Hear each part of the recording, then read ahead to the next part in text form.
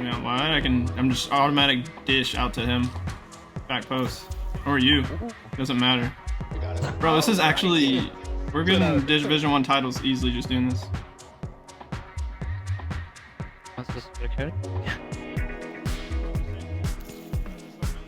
Oh, what a finish! Wow, there it is. Glancing header. Telling you, that's why I'm playing on the left, so I'm just gonna do this outside foot. Hates that we're on the side of the field. He can't stand it. Man. It's so bright on my screen. Like, I'll cover inside. Never mind, I'm back. I'm good. yeah, that pink arrow is so Face down is gross. ridiculous. Oh. Mate. Black. Behind throw! Just doing it! Oh my God.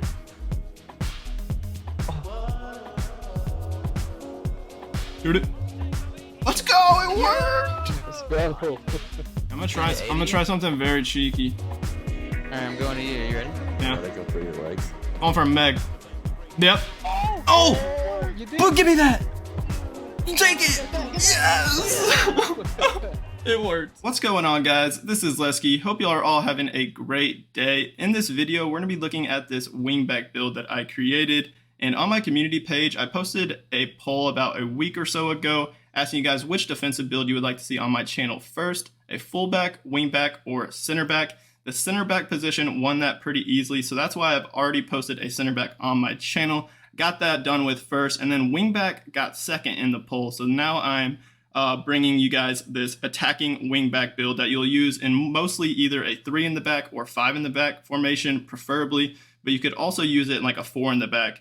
But you'll probably be more attack minded, so just keep that in mind. Your defense might be more exposed if you use this wingback build in a 4 in the back formation. So let's take a look at this build. We are 5'10". The weight is 119 pounds. I feel like 5'10" was a good height just for the balance of all the stats. Good decent physical stats. Wingbacks aren't very strong, but pace as well. And then just having some height to win those 50-50 balls is important for a defender.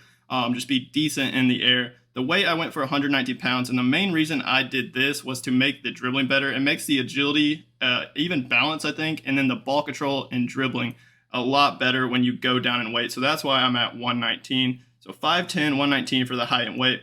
Preferred foot, I am right-footed. It's up to you guys. You can play left wingback also. It doesn't matter. It's really up to you.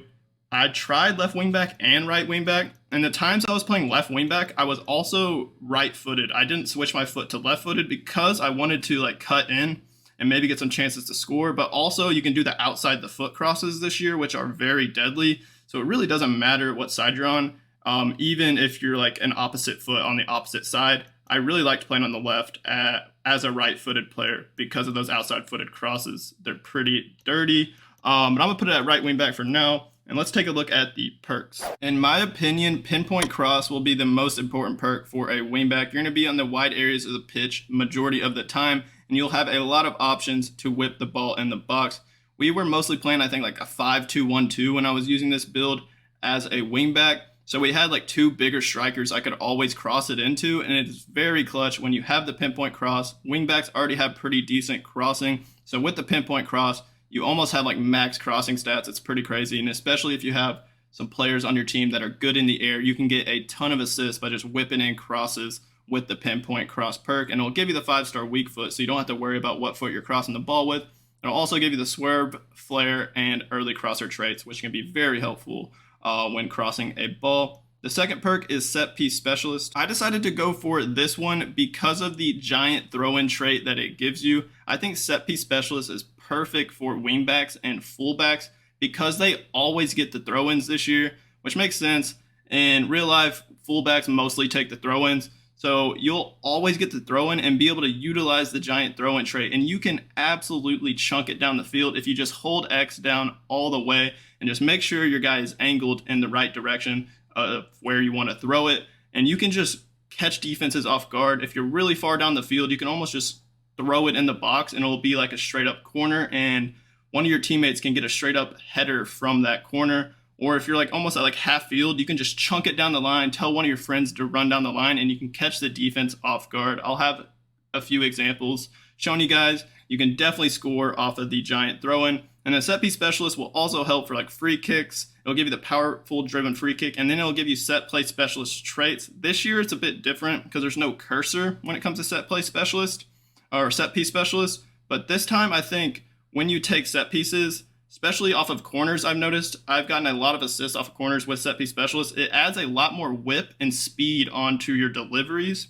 which makes it harder for the defenders to defend. But it takes a little bit more adjustment and practice once you have set piece specialists on, because it is a lot different taking corners without set piece specialists. So it will take a little bit of time and practice just to get used to it. You don't need to put as much power on your deliveries when you have this perk on, I've noticed, but it can be very good. I got a lot of assist using set piece specialist. The third perk is chase down. I really like this perk. I would highly suggest using this one. If you want to take one off, you don't really care about the giant throw-in or set piece, you could take this one off and switch it for something else, like another defensive perk or like a passing perk, whatever you want. But chase down is very good, especially as a wingback. You're going to be running up and down the field, helping out on offense, helping out on defense.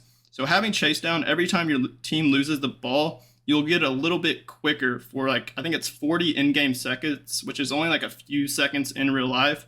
But that can be very helpful for just tracking back into position, stopping the other team's counterattack, or maybe getting like a steal or interception and helping your team on attack. Chase down is very good for the wingback position, and I would highly recommend using it. So these are the 3 perks that I use. Let's take a look at the skill tree.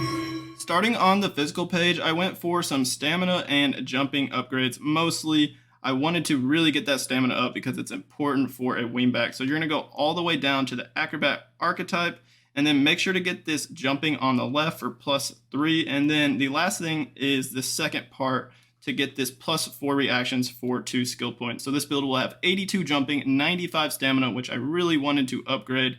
68 strength, not great, but I don't think we really need to upgrade it for an attacking wingback build like this one. 89 reactions, not too bad, upgraded it a little bit, and then 74 aggression. Let's take a look at defending. So with this wingback build, I decided to not go for much defensive upgrades. I wanted to get all the defensive stats to 80 or higher, and then pretty much just stop and then focus on the other categories, because this is more attack minded, and especially if you're going to be using this build in like a 3 in the back or 5 in the back formation, you already kind of have 3 center backs covering for you, so you really don't need that much defensive stats. So on the left, I went for this +2 interceptions and +2 defensive awareness for 2 skill points to get those interceptions over 80.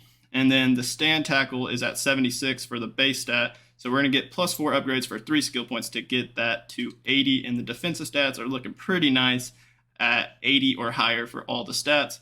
On to dribbling. As I mentioned earlier in the video, the reason I went 119 pounds on this build is to make the dribbling stats better. It really upgrades most of the dribbling stats: agility, ball control, dribbling, and maybe even balance. So on this left side, I went for everything except for this middle attack positioning and dribbling. You're going to get the maestro, upgrading the agility and dribbling, as well as getting the skill moves. And then on the right side, you're going to get everything except for this ball control right here. Make sure to get this second part for this +2 balance, and then we'll have just 89 ball control, 89 dribbling, which is really good for a wingback build, and then 88 agility and 86 balance. And I believe this wingback build has the explosive accelerate running style, which is on the new gen version of the game. If y'all are on old gen, you don't have to really listen to this or worry about this, but new gen, they added accelerates to every single player. And this build, because it has, I think, +15 more agility than strength, and it's under 5'11", it has the explosive accelerate. So when you're dribbling or when you don't have the ball, like your first, I think the first 50 yards, you'll be very quick, but then over time, you'll lose a little bit of pace. So those first 50 yards, you're extremely quick on this build. You're explosive, doing skill moves, beating people one-on-one, creating some space and getting down the line and getting a cross off with the explosive run style can be very helpful on this wingback build. Let's take a look at passing. Because I didn't put a lot of skill points on the defensive page, we were able to upgrade some other categories a good amount. So the passing is very good on this wingback build. With 88 vision, your through balls will be money over the top, down the line. The vision is fantastic, so that will increase the through balls and make them a lot better. 88 crossing, that is really good, especially when you consider that we have pinpoint cross perk on, and so it'll increase the crossing stat even more. And then the crossing on this build is probably like mid 90s to high 90s. It's almost like max crossing on this build with the pinpoint cross perk. And then I upgraded some curve. Make sure to get this curve right here. So we have 86 curve, and also get this second part right here for this vision to get the +3 vision. And then on the right side, we just went for some long passing and more vision upgrades. The long passing I would like to get even higher. Maybe if we get more skill points, we could get the architect archetype to bump the long passing and short passing up even more and make this build really good when it comes to passing. And make it almost like a playmaking wingback build, and you can just rack up assists with these passing stats on this build. So this is the passing page. Let's take a look at shooting, where I don't have a ton of upgrades.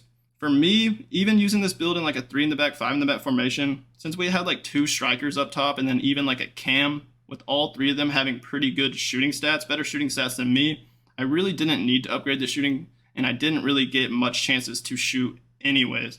So you don't have to upgrade the shooting on a wingback, especially if you don't think you're going to get much shooting chances. But for now, this is what I have.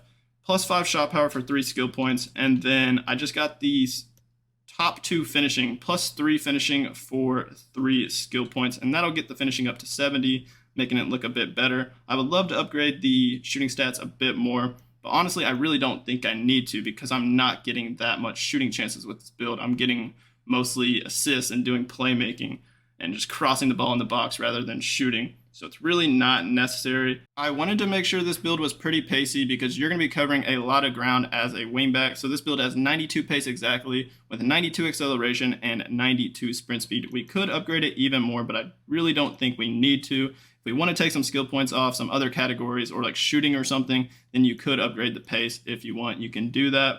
I don't think it's necessary. And then this build has the chase down perk on. So every time your team loses the ball, you get chase down activated for like a few seconds, and it really does make your guy feel so much faster. You'll get back into position and track back a lot quicker, and almost feels like your guy has like max pace, like 99 pace. It's pretty crazy. But this is my first wingback build on the channel. Let me know what you think of it in the comments. Hit that like button on this video for me, and then hit that subscribe button on my channel if you haven't already subbed. As always, y'all have a great rest of y'all's day, and peace out.